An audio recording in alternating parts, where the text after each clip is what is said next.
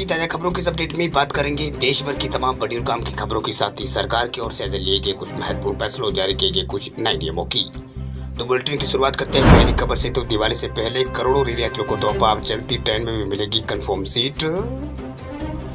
Railway ने देश के करोड़ों रेल यात्रियों को बड़ा तोहफा दिया। अगर आप भी ट्रेन से सफर करते हैं तो अब आपसे चलती ट्रेन में आपको कंफर्म सीट मिलेगी, यानी अब आपको ट्रेन में सीट के लिए परेशान नहीं होना पड़ेगा। दरअसल रेलवे के इस कदम से चलती ट्रेन में यात्रियों को वेटिंग या फिर आरएस टिकट को कंफर्म करवाने के लिए टीटीए के चक्कर नहीं काटने पड़ेंगे। दरअसल रेलवे की ओर से एक खास सुविधा शुरू की गई है जिसका नाम हेड हेल्ड टर्मिनल है। वही इस सुविधा के तहत रेलवे पिछले 4 महीनों में करीब हर दिन 7,000 वेटिंग टिकट वाले यात्रियों को कंफर्म सीट की सुविधा दे चुका है, यानी अब से आपको ट्रेन में बहुत आसानी से कंफर्म सीट मिल जाएगी। बात करते हैं अगली खबर की। तो कोटक महिंद्रा बैंक के ग्राहकों के लिए बड़ी खबर। देखिए, कोटक महिंद्रा बैंक ने एफडी की रेट्स में की है कटौती।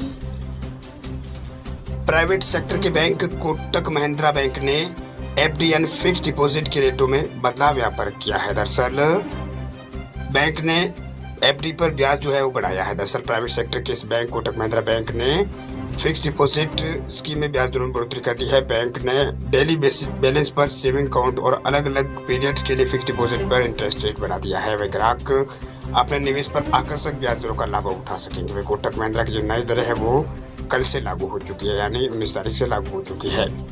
वही कोटक महिंद्रा बैंक ने 1 सितंबर से यहाँ पर 7 दिन से 14 दिन वाली एफडी पर इंटरेस्ट रेट जो है 2.5% देने की बात कही है। वह 15 से 30 दिन वाली एफडी पर 2.65% और 21 से 90 दिन की एफडी पर 3.25% के हिसाब से ब्याज मिलेगा। वही करोड़ों से 180 दिन की एफडी पर 3.5% के हिसाब से बैंक ये ब्याज देगा।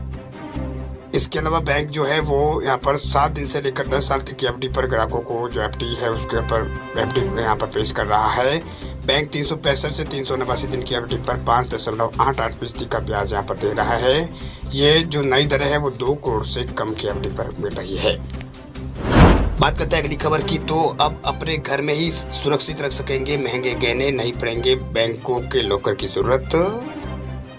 अगर आपके पास भी कीमती सोने व हीरे के जेवर है और हमेशा आपको डर बना रहता है कि घर में रखे गहने सुरक्षित है या नहीं, तो ऐसे में इन्हें सुरक्षित रखने के लिए आप बैंक लॉकर को चुन लेते हैं, क्योंकि आपको घर में रखे गहनों के चोरी होने का डर लगा रहता है। वही कहीं चोरी ना हो जाए ये आपको डर लगा रहता है। अब आपको बता दें कि अब हर किसी के गहनों को बैंक में लॉकर रखना अब आसान नहीं होता है। अब सब अर्बन इलाकों में अभी भी यहाँ पर घरों में ज्वेलरी रखने का प्रचलन है।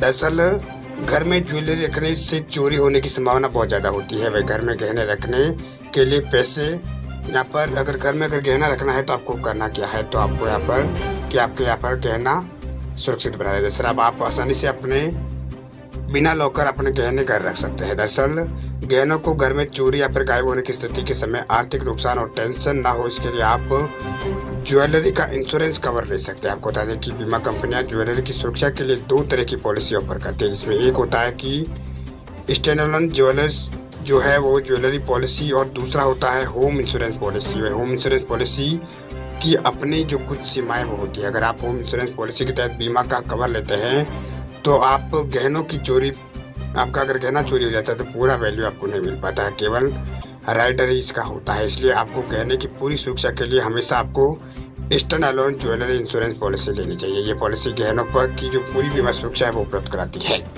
वह ज्वेलरी की बीमा पॉलिसी लेने से पहले गहनों का मार्केट वैल्यूएशन आपको जरूर प्राप्त कर लेना चाहिए, या आपके आसपास किसी ऑथराइज्ड ज्वेलरी की दुकान पर आपको ये मिल जाएगा। ऐसा नहीं करने पर बीमा कंपनियां क्लेम करते समय आपके गहनों का जो वैल्यूएशन है वो कम लगा सकती है, जिससे आपको नुकसान उठाना पड़ सकता है।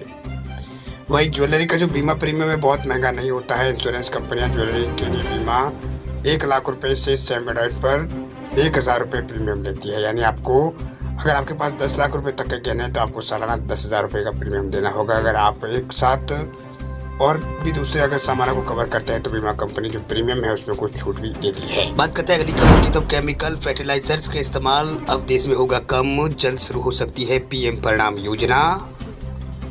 देश भर के किसानों के लिए एक अहम जानकारी। दरअसल केमिकल फर्टिलाइजर के इस्तेमाल को कम करने के लिए केंद्र सरकार ने एक नई योजना पीएम परिणाम योजना शुरू करने का प्लान जो है वो बनाया है। प्रस्तावित योजना का उद्देश्य रासायनिक उर्वरकों पर सब्सिडी के बोझ को कम करना है, जिसके 2022-23 में बढ़कर जो 2.25 लाख करोड़ रुपए होने की उम्मीद है। वहीं पिछले वर्ष 1.62 लाख करोड़ रुपए के आंकड़े यहाँ से अब यहाँ पर 39% अधिक है। वह इंडियन एक्सप्रेस की एक रिपोर्ट के अनुसार इस योजना का अलग बजट नहीं होगा। वहीं फर्टिलाइजर डिपार्टमेंट द्वारा संचालित योजनाओं के तहत मौजूदा फर्टिलाइजर सब्सिडी की बचत से वित्त पोषित से किया जाएगा। वहीं 50% सब्सिडी बचत को राज्य के अनुदान के रूप में दिया जाएगा। बात करते हैं अगली खबर की, तो गैर कानूनी डिजिटल लर्निंग एप्स पर शिकंजे की तैयारी में सरकार ने गूगल को नियंत्रण लगाने को कहा। आम लोगों को गैर कानूनी डिजिटल लर्निंग ऐप से निजात दिलाने के लिए केंद्र सरकार ने गूगल से कड़ी चेकिंग के प्रावधान करने को कहा है। दरअसल सरकार ने गूगल से ऐसे गैर कानूनी ऐप्स को भारत में ऑपरेशन करने से रोकने के लिए उन पर शिकंजा कसने के लिए कहा। दरअसल भले ही गूगल भारतीय रिजर्व बैंक यानी आरबीआई के दायरे में नहीं आता है, लेकिन पिछले कुछ महीनों में आरबीआई और भारत सरकार की बैठकों में गूगल को कई बार बुलाकर सख्त प्रावधान का आग्रह किया गया है, जिससे ऐसे ऐप्स को यहाँ पर ऑपरेट करने का ऐसा जो ऐप है उनको ऑपरेट करने से रोका जा सके। वहीं महामारी के दौरान गैर कानूनी डिजिटल लर्निंग ऐप काफी लोकप्रिय हुए थे। वह सरकार से लेकर आरबीआई ने अवैध उधार देने वाले ऐप्स के खिलाफ जांच करने के लिए कहा था। वही ये गैर कानूनी डिजिटल लर्निंग जो ऐप है वो ऊंची ब्याज दरों पर लोगों को कर्ज उपलब्ध कराते हैं और कर्ज समय पर नहीं चुकाने वालों पर प्रताड़ित करने से लेकर धमकी देते हैं, साथ ही कानूनी रास्ता अपनाकर उनसे वसूली भी करते हैं। दरअसल गूगल ने पिछले साल वित्तीय सेवाओं के लिए apps play store developer program है उसकी नीति भी संशोधित किया था। वही सितंबर 2021 से प्रभावी भारत में पर्सन नॉन ऐप्स के लिए अतिरिक्त जानकारी उपलब्ध कराने को लेकर यहाँ पर अवगत कराने को जरूरी कर दिया। वह गूगल ने अपने प्ले स्टोर से भारत से जुड़े करीब 2000 से अधिक पर्सनल लोन ऐप को पिछले यहाँ पर महीने हटाया भी था। अब आरबीआई चाहता है कि ऐप स्टोर पर मौजूद सभी लर्निंग ऐप रेगुलेटेड एजेंसियों से मान्यता प्राप्त हो।